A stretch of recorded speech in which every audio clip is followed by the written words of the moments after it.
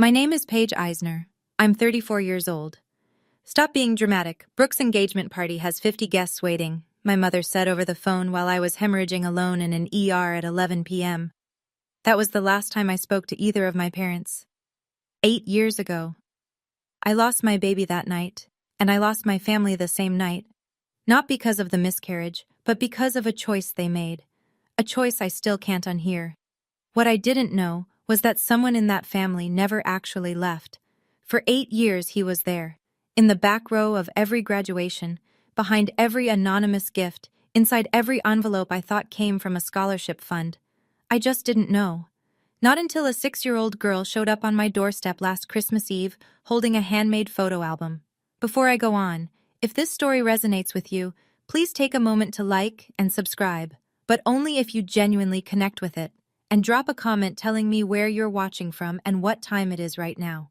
Now let me take you back to the winter of 2017, the night everything shattered.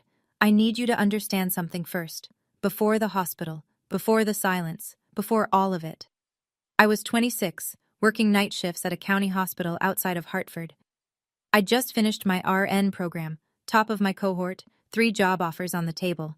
The day I got my nursing pin, I called my mother. She picked up on the 4th ring. "Mom, I did it. I graduated." There was a pause. Then, "Oh, that's nice, honey. Listen, can you switch your shift on Saturday? Brooke needs someone to drive her to her final dress fitting, and I have my book club." I said, "Sure, Mom. I'll figure out my shift." That was the pattern. That was always the pattern. My sister Brooke was 4 years older, and in my mother's universe, she was the son. Linda Eisner, that's my mother, posted Brooke's photos on Facebook like a campaign manager. Brooke's engagement, Brooke's new house, Brooke's hair appointment. Every caption read the same. My pride and joy. I don't think I ever appeared on her page. Not once. My father, Richard, was a quiet man, an accountant who came home at 5:30, ate dinner at 6, and disappeared into the garage to listen to baseball on a portable radio. When my mother talked over me at the dinner table, he'd look at me from across the mashed potatoes with this expression, like he was trying to apologize with his eyes. But he never opened his mouth, not once. I used to think being the quiet one meant being the strong one. That if I just kept my head down and worked harder, eventually they'd see me. I was wrong about that. That fall, I found out I was pregnant. 10 weeks. I did the math sitting on my bathroom floor at 2 in the morning, still in scrubs, a plastic test balanced on my knee. The father, his name doesn't matter for this story, had left 3 weeks earlier. Packed a bag while I was on a double shift, texted me the word sorry, and blocked my number. I didn't even get a conversation. So there I was, 26, alone, pregnant, and I decided to keep the baby. I wasn't naive. I knew it would be hard, but I also knew I could do hard. I'd been doing hard my entire life. The first person I called was my mother. "Mom, I need to tell you something. I'm pregnant." Silence. Not the warm kind. The calculating kind. "Are you sure this is the right time? Brooke's wedding is in 3 months, and I don't want anything overshadowing it." I held the phone away from my face, stared at the ceiling. "I understand," I said. My mother didn't ask how far along I was, didn't ask how I was feeling, didn't ask about the father. She asked about Brooke's wedding timeline, and then she hung up. The only person who called me back that week was my Aunt Helen, my father's younger sister. She lived 2 towns over. She wasn't loud or dramatic. She just said, "Paige, honey, congratulations, I mean that. You're going to be a wonderful mother." I cried for 20 minutes after we hung up. I should have known then. The signs were all there, who showed up and who didn't. But I kept hoping. I kept waiting for my mother to call back and say something different. She never did. 14 weeks in it happened. I was home after a 10-hour shift, heating soup on the stove. Then, a knife of pain, low and sharp, doubling me over the counter. I grabbed my keys, drove myself to the ER, and by the time I stumbled through the sliding doors, there was blood soaking through my scrub pants. Ruptured ectopic pregnancy. Emergency surgery. That's what the doctor told me in a voice that was calm, the way doctors are calm when the situation is not calm at all. We need to operate now, Paige. Is there someone we can call? I called my mother. It was 11 p.m. on a Saturday. I could hear music in the background, laughter, glasses clinking. Mom, I'm in the ER. They're taking me to surgery. I'm scared. Can you come? She sighed. Actually sighed. Paige, I can't just leave. There are 50 people here. You'll be fine. The doctors know what they're doing. Don't be dramatic. Then I heard it. In the background. My sister's voice. Sharp, annoyed. Who is it? Tell her we're busy. My mother lowered her voice, like she was shielding the party from the inconvenience of me. I'll call you tomorrow, okay? Get some rest. She hung up. I went into surgery alone. A nurse whose name I'll never forget, Karen, a woman I barely knew, held my hand while they put me under. She said, "You're not alone, sweetheart. I'm right here." A stranger said the words my mother wouldn't. I woke up in recovery. The baby was gone.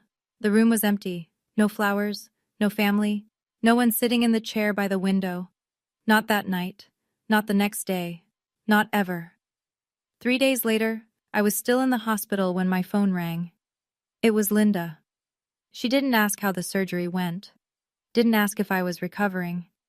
Her first sentence, the very first thing she said, was this. I hope you're not going to use this to guilt trip anyone. The party went beautifully, by the way. I held the phone against my ear and let the words settle. Paige, are you there? I'm here, I said. And that was the last thing I said to my mother for 8 years. I hung up. Changed my phone number that afternoon. The hospital had a social worker who helped me. Deactivated my Facebook, filed the transfer paperwork to a community clinic 4 hours south, in a town where nobody knew my last name. Within 2 weeks, I was gone. My mother called my old number. Nothing.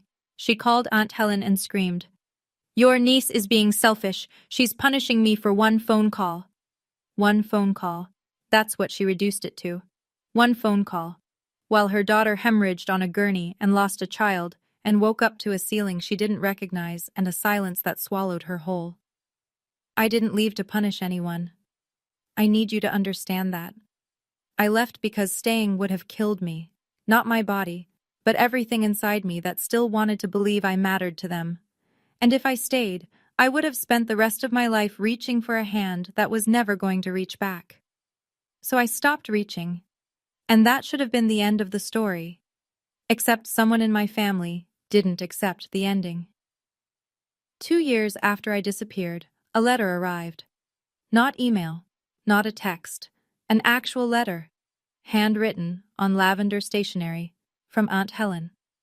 She'd tracked down my new address through a mutual friend at the hospital where I used to work. I almost threw it away. I was done with the Eisner family and everything it contained. But I knew Helen. She was the only one who'd called to say congratulations. So I opened it.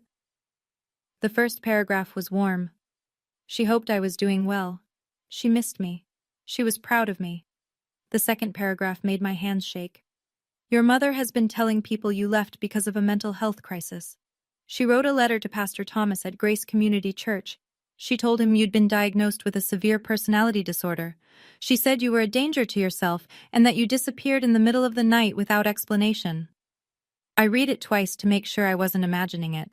Linda hadn't just let me go. She'd rewritten the story. She'd turned my survival into her tragedy. Helen wrote that Linda now hosted monthly family dinners, invited all the aunts, uncles, cousins, and at each one, she'd pause before the meal and ask everyone to bow their heads for Paige, a full minute of prayer. For me, the daughter who hadn't been diagnosed with anything, the daughter who left because her mother chose a party over her life. Everyone believes her, Helen wrote. She's very convincing. At the bottom of the letter, one more line, almost a footnote, easy to miss. Your father asked me to keep the original letter your mother sent to Pastor Thomas, just in case. I didn't understand what that meant. Not yet. I kept going. That's the thing nobody tells you about cutting off your family. The world doesn't stop. Your alarm still rings at 5 a.m. Your patients still need you. The rent doesn't care that you cried in the shower for 40 minutes. So I worked. I studied. I applied to a nurse practitioner program at the state university and got in on the first try. For 2.5 years, I worked full-time and went to school full-time. I drank more coffee than water. I slept in the break room between shifts. I told no one about my family because there was nothing to tell. They didn't exist in my new life. The day I graduated, walked across that stage, Master of Science in Nursing, Nurse Practitioner Certification, I looked out at the audience. Rows and rows of families. Mothers crying, fathers holding flowers, siblings waving phones. My row was empty. I'd told myself it didn't matter, that the degree was for me, not for an audience. And that was true. But it was also true that I scanned every row, back to front, looking for a face I recognized. I didn't find one. I smiled, shook the dean's hand, and told myself, this is enough. I got a job at a community health clinic, treating uninsured patients, running the women's health program. My coworkers became my people.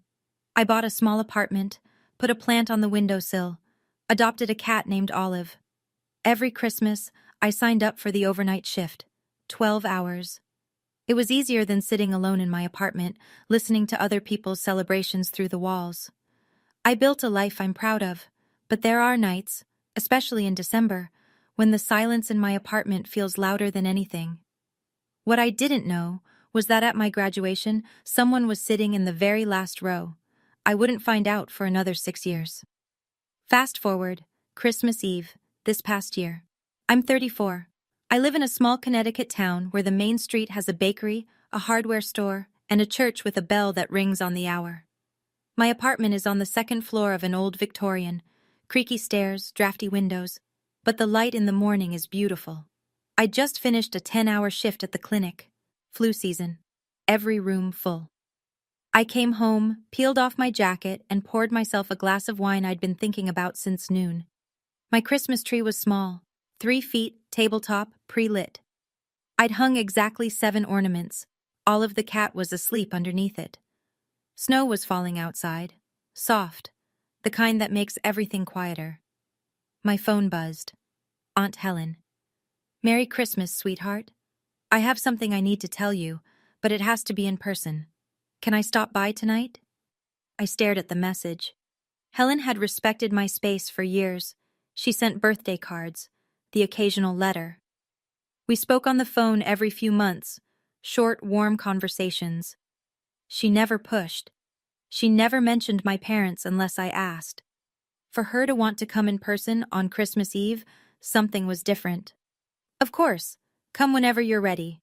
I put the kettle on, straightened the pillows, tried to ignore the knot forming at the base of my throat. At 7 p.m., the doorbell rang.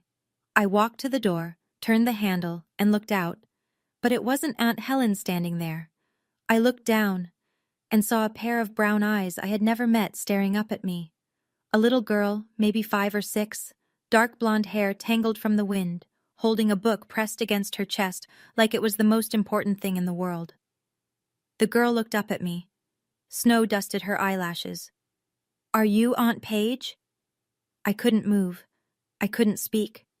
No one had called me aunt in 8 years. No one in my family had called me anything in 8 years. Are you Aunt Paige? She asked again, smaller this time, like she was afraid she had the wrong door. Yes, I'm Paige. She held out the book. Grandpa said to give this to you. He said you'd know what it means. My hands took it before my brain caught up. It was heavy, leather-bound, cracked at the spine, held together with a rubber band. On the cover, in shaky handwriting I recognized instantly, my father's. 3 words. For Paige, everything. Behind the girl, a car door opened. Aunt Helen stepped out, wrapped in a wool coat, her face red from crying, or cold, or both. She walked up the steps slowly. She looked 10 years older than the last time I'd seen her. Her name is Lily, Helen said. She's Brooke's daughter, your niece. The air left my lungs. And before you say anything, your father made that. She pointed to the album in my hands. All of it. Every page. He asked me to bring her tonight because... Helen's voice broke. She pressed her fist to her mouth, steadied herself. He's not well, Paige. He's in the hospital. His heart. I looked at Lily. She had Brooke's chin, Brooke's small ears, but her smile, shy, a little crooked, waiting for permission. That was Richard's smile. My father's smile, standing on my doorstep on Christmas Eve. "Come inside," I said. "Both of you, come inside." I sat on the floor, the album on my lap, and opened the first page. The first photograph was blurry, taken from too far away, slightly crooked, the kind of picture someone takes when they don't want to be seen taking it. A graduation stage, navy and gold banners, a woman in a cap and gown shaking a hand at a podium. Me, my NP graduation, 2 years ago. I looked closer. The photo was taken from the back of the auditorium, the very last row. I could see the curve of empty seats around whoever was holding the camera. My father had been there. I turned the page.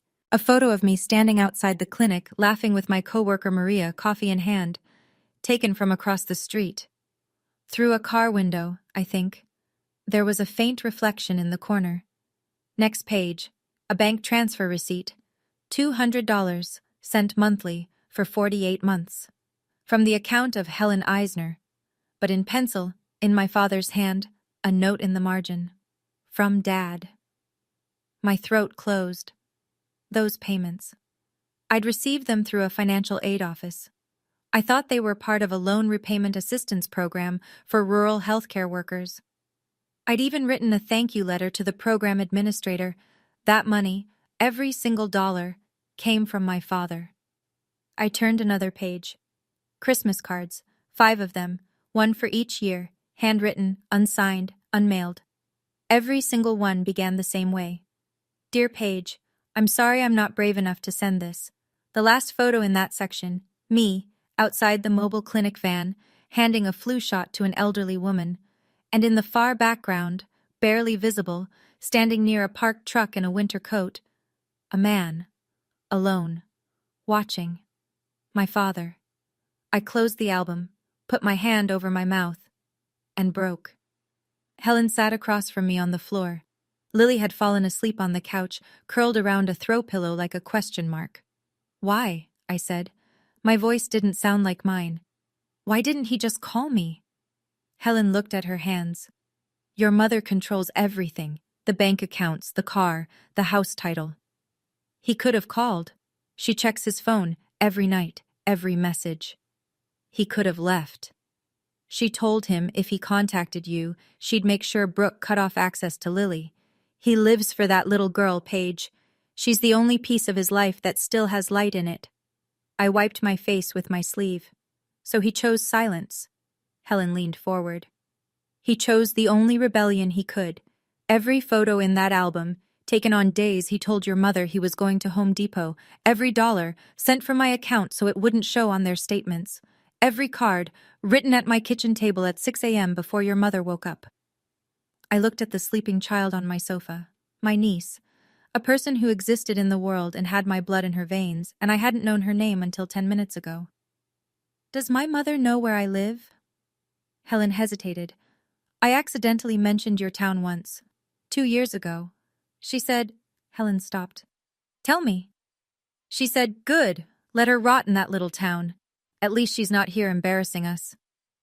The words landed exactly where they were meant to, but they didn't break me. Not anymore. I'd spent 8 years building a spine that my mother didn't have the blueprints for. "Helen, is there something else in this album?" She looked at me. "Turn to the last page." I know this is getting heavy. If you're watching and this hits close to home, if you've ever felt invisible to the people who were supposed to love you the most, drop a comment. "I see you, Paige." Or if you'd handle this differently, tell me what you'd do. Like this video if you want to see what happens next.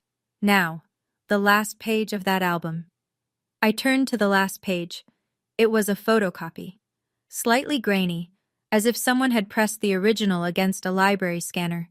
A letter, typed, on Grace Community Church stationery, dated 6 years ago. I recognized my mother's phrasing before I finished the first line. Nobody else talked like that. The careful, manicured sentences designed to sound concerned while burying a knife. "Dear Pastor Thomas, I am writing to you with a heavy heart about my youngest daughter, Paige. As you may know, she left our family suddenly and without explanation. What I haven't shared publicly is that Paige has been diagnosed with a severe personality disorder.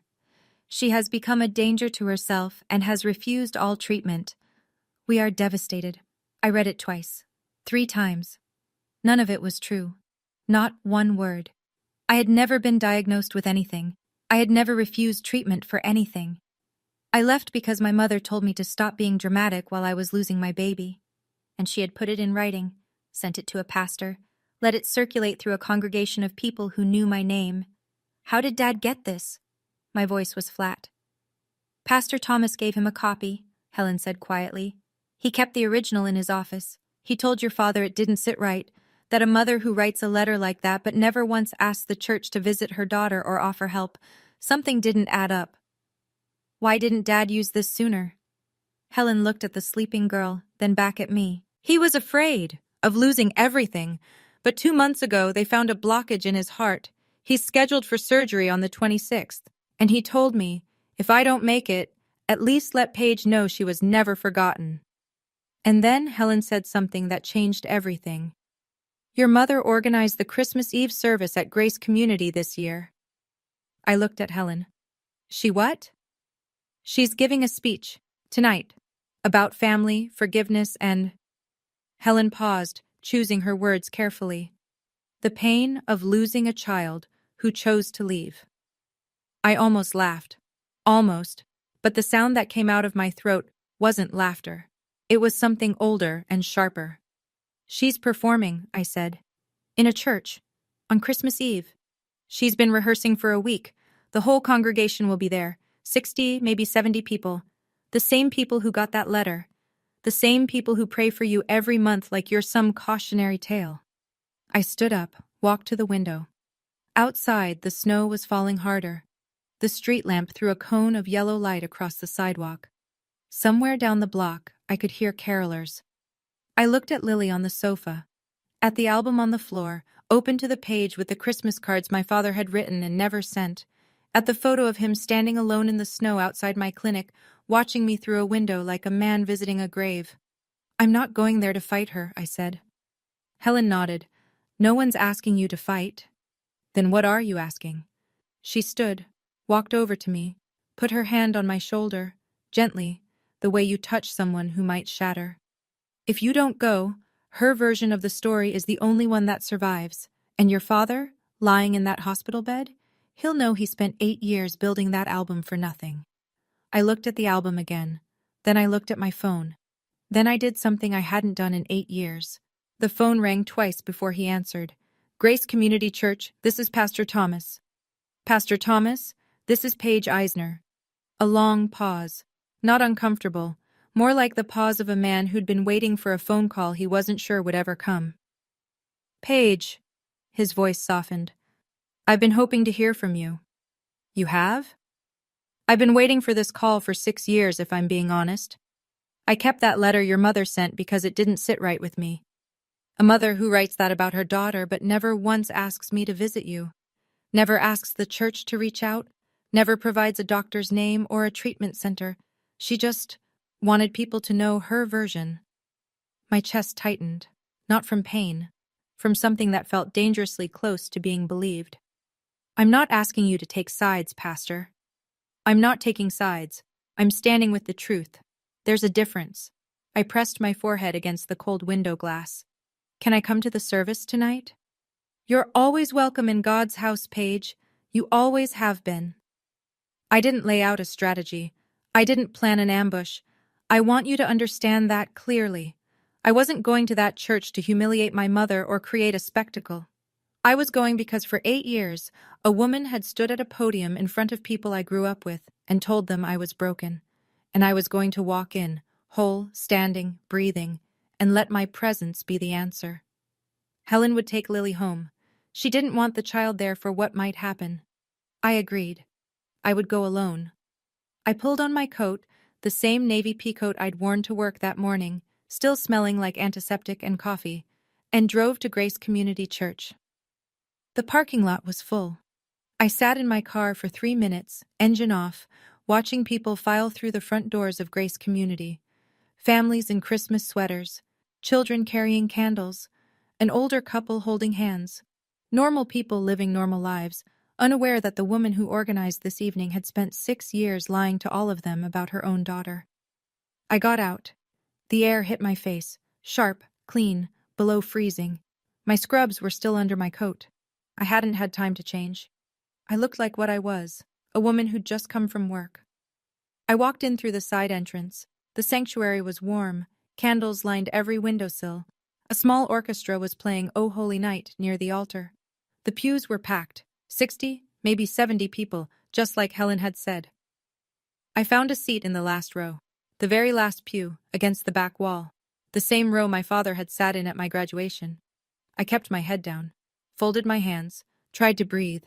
Up front, in the first pew, there she was, my mother, Linda Eisner, 62 years old, silver blonde hair freshly styled, wearing a red silk blouse that probably cost more than my electric bill. She was laughing with the woman next to her, touching her arm the way she always did when she wanted someone to feel special.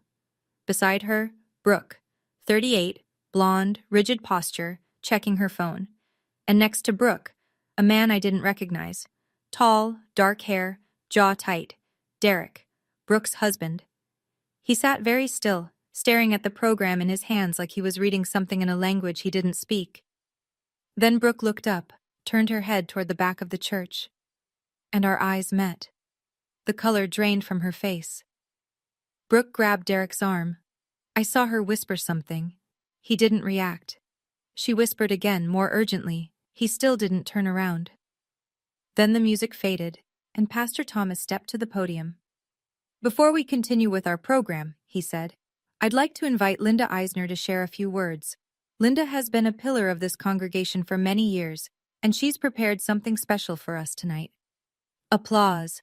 Warm, genuine, trusting applause from people who brought casseroles to Linda's house and believed every word she'd ever told them.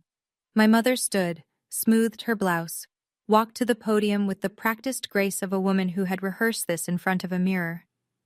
"Thank you, Pastor." She smiled, that wide, trembling smile she used when she wanted people to see courage through pain.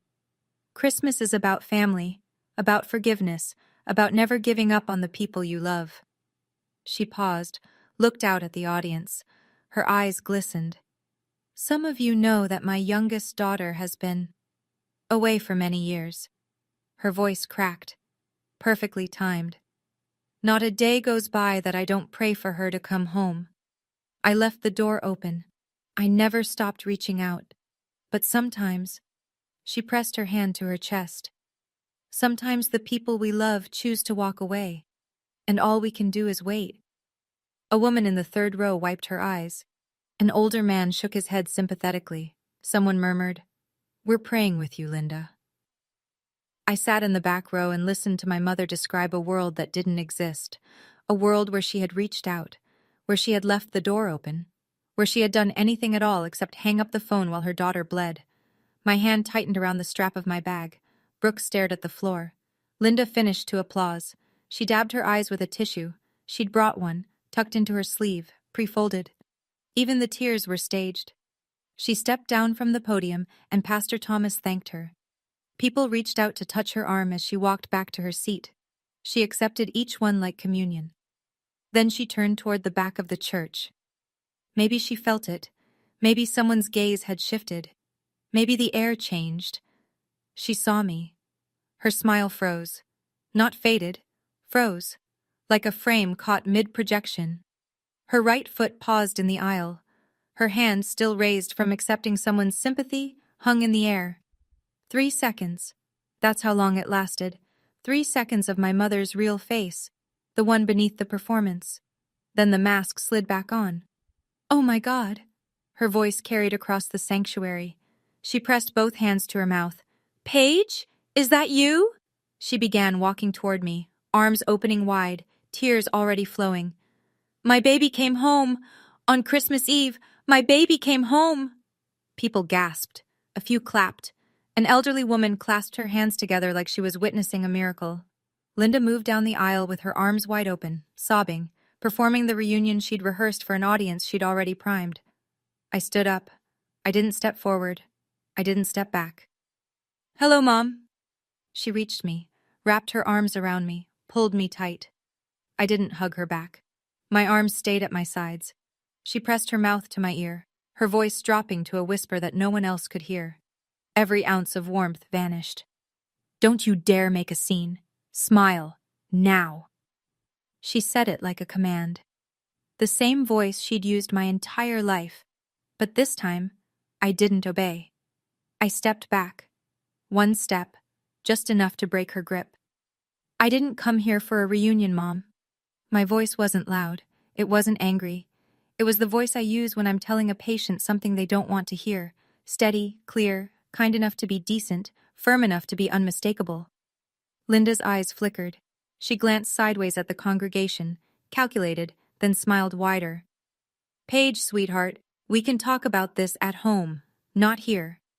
You chose here to tell your story. I think here is fair. Someone in the third row shifted in their seat. The murmuring started, low, uncertain, like the first drops of rain before a storm you're not sure is coming. Linda turned toward Brooke, a quick, sharp look, the kind that said, handle this. Brooke stood, walked toward us with the careful posture of a woman who'd learned from the master. Paige, this isn't the time or place. Mom has been devastated. Has she? I said. Or has she been rehearsing? Brooke blinked, opened her mouth, closed it. The murmuring grew louder, heads turned. People who'd been reaching for their hymnals were now watching the aisle. Linda drew herself up. Her chin lifted. Her voice rose, not to a shout, but to the precise volume needed to reach every ear in the room. See? This is what I was talking about. She comes here to attack me, in God's house, on Christmas Eve. She looked at the congregation, palms open, eyes wide. The wronged mother, the eternal victim. You all saw. I opened my arms to her. A few people nodded. But not all of them. Some were watching me now. Watching and waiting. That's when I reached into my bag. Okay. Pause. I need to ask you something. What would you do right now? Would you walk away and let Linda keep her story forever? Or would you stay and let the truth speak? Comment, walk away, or stay. I want to know. And if you haven't subscribed yet, this is the moment. Because what happens next is the part I've waited 8 years to tell. Now, back to the church. I pulled out the album, set it on the back of the pew in front of me. I didn't raise it in the air. I didn't slam it down. I just held it, leather-bound, cracked at the spine, with my father's handwriting on the cover. I didn't come to attack you, Mom. I kept my voice even, conversational, like I was telling her the weather. I came because Dad asked me to. Linda's face shifted. Something behind her eyes recalculated. Your father? What are you talking about? Did you know he was at my graduation? Back row, right about where I'm standing now. I opened the album to the first page and turned it so the people nearest to me could see. The grainy photo of the auditorium, the empty seats, the lone figure holding a phone camera. Did you know he sent money every month so I could finish school? Did you know he wrote me a Christmas card every single year and never mailed them because he was afraid of you? Silence, not the comfortable silence of a church at rest. The heavy, airless silence of a room full of people realizing they might have been lied to. That's ridiculous, Linda said. Her voice was still controlled, but her jaw was tight. Your father agrees with me completely. He always has.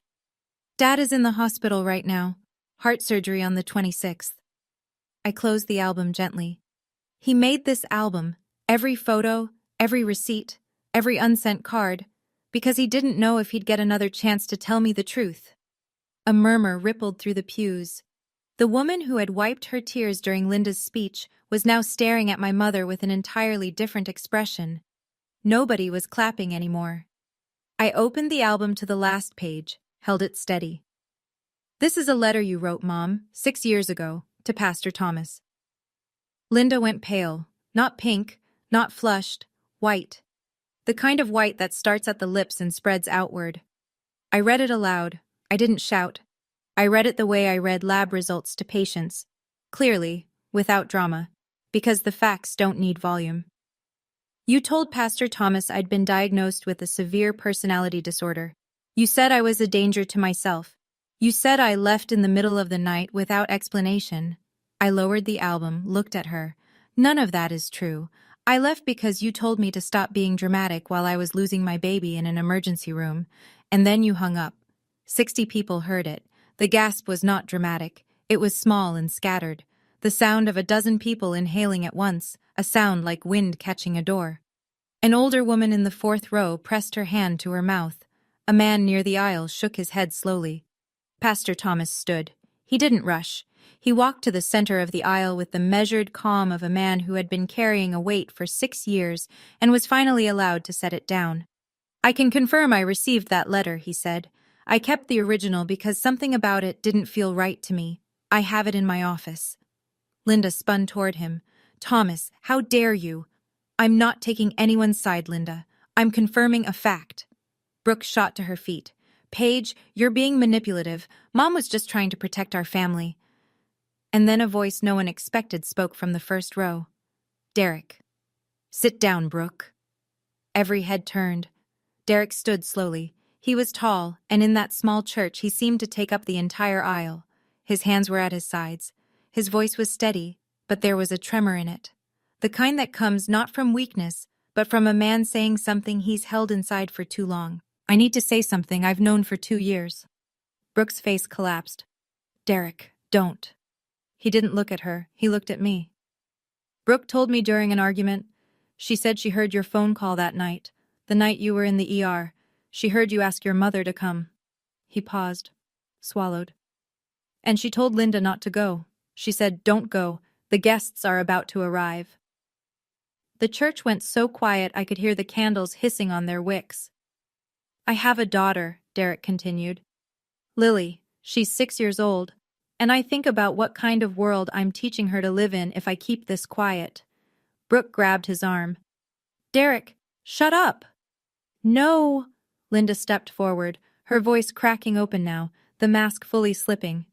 This is slander. You're all attacking me. Mom! I said it the way you'd say it to stop a child from running into traffic. Not angry, just clear. I didn't come here to attack you. I came here because for 8 years, you told everyone I was broken. I paused, let the silence hold. I'm standing here, in front of everyone, so they can see for themselves that I'm not. No one spoke. Not Linda, not Brooke, not a single person in that church. My mother's lip trembled, and I watched her reach for the only weapon she had left. Then my mother did the one thing I never expected. She didn't apologize. She didn't cry. She didn't fall to her knees or beg for forgiveness. That would have required her to admit she was wrong, and Linda Eisner, in 62 years of living, had never once admitted she was wrong. Instead, she turned to the congregation, slowly, deliberately, and she said, You're all going to believe her? Her voice was ice. After everything I've done for this church? I organized the bake sales. I ran the Christmas drive. I was here every single Sunday while she jabbed a finger in my direction without looking at me, was off doing God knows what in some town nobody's heard of. Nobody responded. Fine. She straightened her blouse, lifted her chin. Fine. If that's how it is. She turned to the first pew. Brooke, we're leaving. Brooke didn't move. For the first time in 38 years, Brooke Eisner Caldwell did not stand when her mother told her to stand. She sat with her hands in her lap and her eyes on the floor, and she didn't move. Linda looked around the room, at the faces she'd cultivated for years, the women she'd organized potlucks with, the men she'd sat beside at fundraisers. Not a single one of them stood to leave with her. She walked up the aisle alone. Her heels clicked against the stone floor. At the door, she stopped, turned, looked at me one last time. You always were ungrateful. Merry Christmas, Mom, I said. She pushed through the heavy wooden door.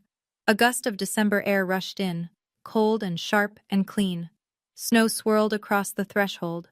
And then the door closed behind her, and she was gone. The candles on the windowsills flickered from the draft, then steadied, then burned still. For a moment, nobody moved. Then Pastor Thomas walked to me.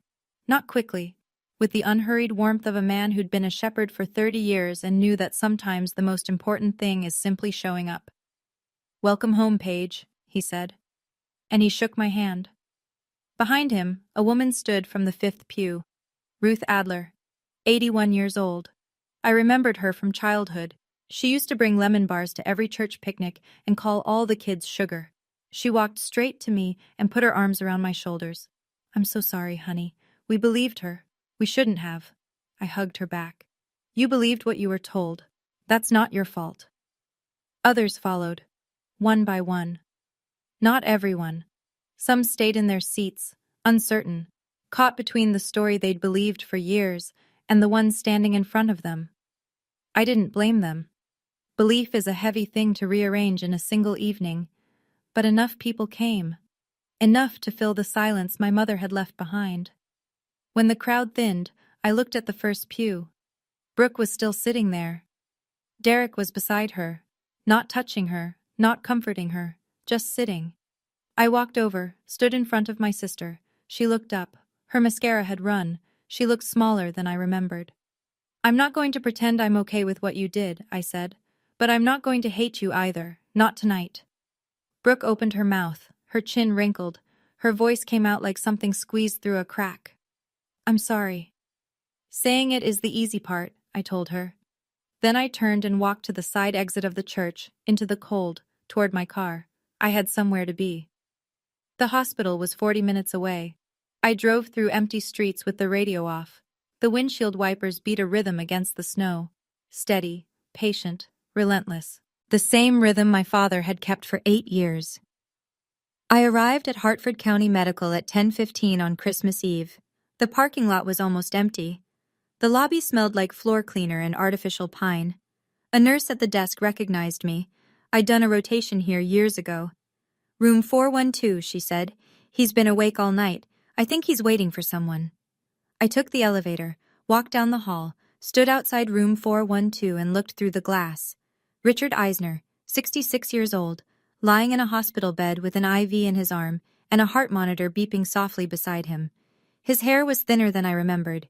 His face was gray, but his eyes, open, alert, fixed on the door. Those were the same eyes that had looked at me across dinner tables for 26 years, trying to apologize without words. I pushed the door open, stepped inside. We looked at each other. For the first time in 8 years, my father and I were in the same room. No distance, no camera zoom, no rubber-banded album between us. I set the album on the edge of his bed. "I got your gift, Dad." His face crumpled, not dramatically. Slowly, the way a dam breaks when the water has been pressing against it for so long that it doesn't explode, it just gives way. I should have been braver, Paige. Every single day, I should have been braver. I took his hand. It was thin and warm. "You were there," I said. "In every back row, in every envelope, you were there." He cried. I'd never seen my father cry before, not once in my whole life. "I'm not ready to forgive everything," I told him, "but I'm here, and I'm not leaving." "That's enough," he said. "That's more than enough." We sat together for a long time. The heart monitor beeped. Snow hit the window in soft ticks. Somewhere down the hall, a nurse was humming Silent Night. Eventually, Richard spoke again, quietly, like a man sharing a secret he'd been rehearsing for months. "I need to tell you something else." I squeezed his hand. "Okay." 6 months ago, I contacted a lawyer, through Helen. "Your mother doesn't know." I waited. "I filed for legal separation last month. My half of our assets, the savings, my pension, the investments, I've set up a trust, for you and for Lily." I stared at him. "Dad, it's not about the money. It's about her not being able to hold it over anyone anymore. Not me, not Helen, not that little girl." He looked at the ceiling. "Your Aunt Helen is my power of attorney if anything happens during the surgery. She'll handle everything." I didn't know what to say. This quiet man, this man who had spent 40 years nodding silently at the dinner table while his wife controlled the thermostat, the budget, the guest list, the narrative, had spent 6 months dismantling the cage from the inside. "Dad, that's huge," he almost smiled. "It's 8 years overdue." I didn't celebrate. This wasn't a victory. It was a 66-year-old man lying in a hospital bed the night before heart surgery, finally choosing to stop being afraid. There was grief in it. There was loss in it.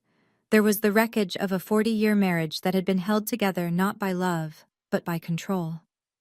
"That's not revenge, Dad," I said softly. "That's just, finally." He nodded, closed his eyes. His grip on my hand loosened, not letting go, just resting. I stayed until he fell asleep. The week after Christmas, things moved quickly. I don't say this with satisfaction. I'm telling you what happened because you deserve to know that actions have consequences, even when you've spent decades believing you're immune to them. The church board met on December 28th. Ruth Adler, the same woman who had hugged me in the aisle, sat on that board. So did 3 other people who had been in the sanctuary on Christmas Eve. They didn't vote to expel Linda. They didn't ban her. They simply, quietly, and unanimously asked her to step back from her organizational responsibilities for the foreseeable future. Ruth told Helen, "We think it's best for everyone." Linda called every aunt, uncle, and cousin in the Eisner family. She had a new script ready. Paige ambushed me in front of the whole church. She planned it to humiliate me. But this time, the script didn't land the way it used to. Helen had already sent photos of the album pages to the extended family. Richard's handwritten cards, the bank receipts, the photocopy of the letter. For the first time in 8 years, Linda's version of the story had competition. Not everyone believed me. I want to be honest about that. Some family members still sided with Linda. Habit is a powerful thing, but enough of them called Helen with the same question. Is this true? Did she really write that letter? The answer was always the same. Yes, and the original was in a pastor's office. Derek texted me on New Year's Day. Short, direct. "Give her time, but I want Lily to know her aunt." I read it twice, then typed back, "I'd like that."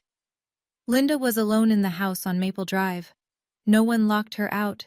No one needed to. The doors were open. The rooms were just empty. December 26th, 6:30 a.m. I sat in the surgical waiting room at Hartford County Medical with a paper cup of coffee I hadn't touched.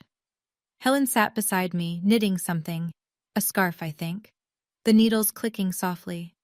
She always needed her hands busy when she was afraid. I was wearing my scrubs. Not because I was working, but because they were the only clothes that felt right. I'd spent 10 years in these clothes, standing on the other side of operating room doors, telling families to breathe, to wait, to trust the team. Now I was the family. Now I was the one being told to breathe. The surgery was scheduled for 4 hours, coronary artery bypass. The surgeon, Dr. Reeves, had explained the risks the night before, and I had nodded along, understanding every clinical word and feeling none of the clinical calm. Hour 1. Helen knitted. Hour 2. I paced. Hour 3. I sat down and stared at the scuff marks on the floor and thought about all the years I had missed. Birthday dinners I was never invited to. Sunday phone calls that never came. A father who drove 4 hours to sit in the back row of an auditorium and then drove 4 hours home without saying a word.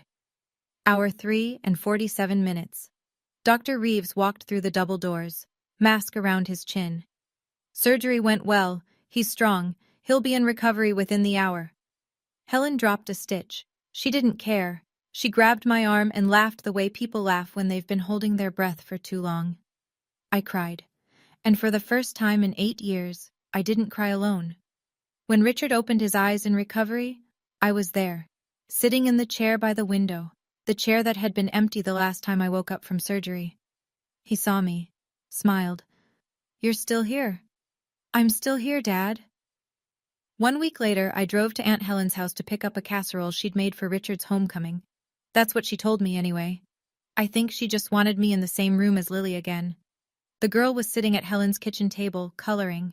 She looked up when I walked in and her whole face changed, not excitement exactly, but recognition, like she'd been waiting. "Hi, Aunt Paige." "Hi, Lily." She went back to coloring. I sat across from her and watched her work, tongue between her teeth, crayon gripped tight. completely absorbed. After a few minutes, she folded her paper in half, pressed the crease with her palm, and slid it across the table to me. I opened it. 2 figures drawn in crayon. One tall, one small. Holding hands. The tall one had brown hair and a blue jacket. My peacoat, I realized. The small one had yellow hair and a red bow. Underneath, in the careful, oversized letters of a child learning to write, Aunt Paige plus me. My throat closed. Lily, did Grandpa tell you about me? She nodded, matter of fact, like it was the most obvious thing in the world. Grandpa shows me your picture every night before bed. He says you're the bravest person he knows. I looked at the drawing. Then I looked at Helen, who was standing in the doorway wiping her eyes with a dish towel. 8 years. I'd spent 8 years believing I'd been erased. That I existed nowhere in my family's memory. That I'd been written out of the story so completely that no one even remembered there was a story to tell. But in a 6-year-old girl's bedroom, a girl I'd never met, there was a picture of me on the wall. I was never truly alone. I just didn't know it yet. People ask me that question. You know the one. Every time I tell this story, someone asks, "Did you forgive your mother?" Here's my answer, and I need you to sit with it, because it's not the neat, ribbon-tied ending people want. Forgiveness isn't a gift you give someone who hurt you. It's a decision you make so the hurt stops living rent-free in your chest. And I'm not there yet. I might never be. And that is okay. I haven't spoken to Linda since Christmas Eve. She hasn't called, she hasn't written, she hasn't shown up at my door with an apology or a casserole or a Bible verse about prodigal daughters. The silence between us used to feel like a wound. Now it feels like a wall I built on purpose. And I'm not tearing it down until someone gives me a reason to. With Brooke, I'm open. But open has conditions. I told Helen to pass along a message. I'll talk to your niece when she's ready to be honest. Not before. I don't need her apology. I need her to change. No response yet. Maybe there won't be. Maybe there will be. I can live with either. With my father, we're building. Slowly. 1 phone call a week. 1 visit a month. He comes to my apartment, and I make him soup, and he sits on my couch and watches me work on patient charts and doesn't say much. Sometimes he falls asleep. Sometimes we talk. It's not perfect. It's not fixed. But it's real. And real is more than I've had in a very long time. I decided something that night in the church. Something I carry with me every single day now. Blood doesn't override behavior. I decide who gets access to my life. I decide who earns the chair at my table. And I set it for myself first. This Christmas was different. I didn't sign up for the overnight shift. For the first time in 8 years, I wasn't at the clinic on December 25th. I was home. My apartment still has the creaky stairs and the drafty windows.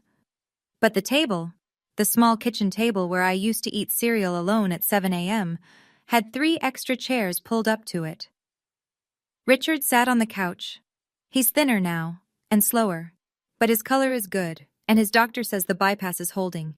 He was helping Lily hang a paper snowflake on the tree, my tree, which this year was 5 feet tall and had more ornaments than branches. Helen was in the kitchen, doing what Helen always does, feeding people. The whole apartment smelled like garlic and rosemary and something chocolate cooling on the counter. Derek had brought Lily that morning. He and Brooke are separated now. That's not my story to tell, and I won't pretend to know all the reasons. But he stood in my doorway, handed me a bag of Lily's things, and said, "Thank you for letting her be here." I said, "Thank you for bringing her." Brooke sent a card, 2 words inside. "I'm sorry. I don't know if that's a beginning or an ending. I don't know if she means it the way it needs to be meant. But I put the card on my windowsill, next to a photo of my father at my graduation, printed from the album, framed in a $5 frame from the pharmacy.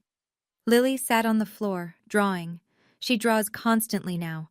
Every picture has 2 people holding hands. I looked around the room, small, warm, imperfect, full. Last Christmas, a little girl knocked on my door holding a book. This Christmas, she's sitting on my living room floor, drawing pictures of the 2 of us. Some stories don't have neat endings, but this one has a beginning. And that's enough. If you're still here, and I hope you are, I want to say something directly to you, not as a character in a story, as a person. If you recognized any of this, the favoritism, the gaslighting, the way a parent can smile for the room while gutting you behind closed doors, I want you to know something. Walking away isn't giving up. Walking away is sometimes the bravest thing you'll ever do. I know because I did it at 26, alone, in a hospital gown, and it saved my life. And if there's someone who's been loving you from the back row, someone you didn't know was there, don't be too proud to let them in when they finally step forward. My father isn't perfect. He was quiet when he should have been loud. He was careful when he should have been reckless, but he showed up, in every way he could, and when it mattered most, he made sure I knew. You deserve a seat at your own table, not the back row, not the leftover chair, not the folding seat they pull out of the garage when they've already set the places for everyone else. The seat you built, the seat you earned, the seat you set for yourself. My name is Paige Eisner. I'm 34 years old. I'm a nurse practitioner. I have a cat named Olive, an apartment with drafty windows, and a niece who draws pictures of us every single day. This was my story. Thank you for listening. If this story stayed with you, I'd love to hear yours. Comment below. Have you ever had to walk away from family to find peace? Or did someone love you from the back row without you knowing? Hit subscribe if you haven't already, and check the description for more stories like this one.